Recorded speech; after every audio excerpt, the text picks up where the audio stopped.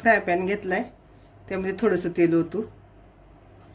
खूप जास्त नाही ओतायचं, अगदी थोडंसं ओतायचं.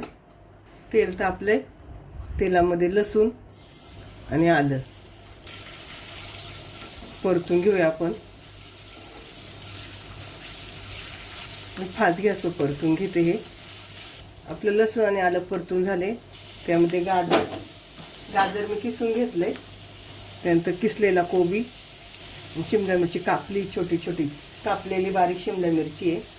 हे सगळं आता आपण परतून घेऊ.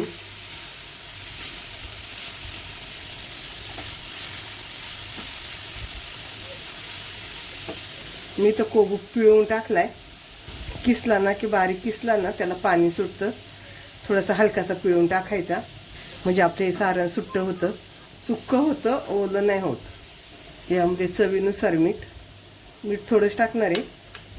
आपण सोया सॉस घालणार आहे ना, त्याच्यात मीठ असतं म्हणून मीठ थोडंच टाकायचं पहिल्यांदा. आपले तर परतून झाले. त्यामध्ये थोडीशी काळी मिरी पावडर, सोया सॉस आणि कोथिंबीर सगळं मिक्स करून घेऊ आपण.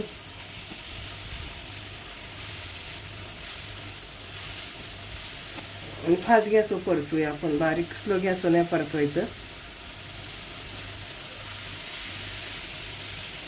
तुमच्याकडे असेल तर कांद्याची पात टाकली तरी चालेल. याच्यात अजून चवीला लागतं कांद्याची पात टाकली का. स्टीम मोमोज आपण रेसिपी टाकलेली आहे.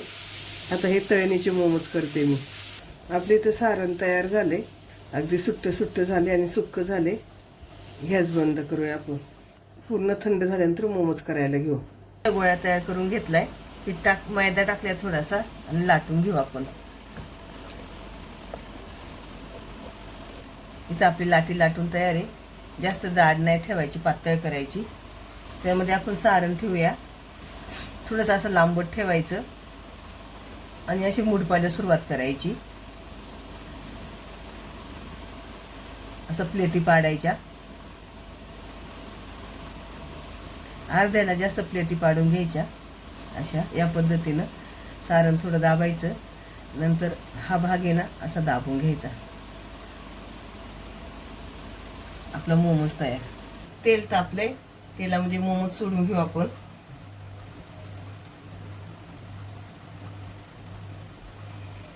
आपण दोन्ही साईडने गोल्डन कलर येईपर्यंत तळून घेऊ.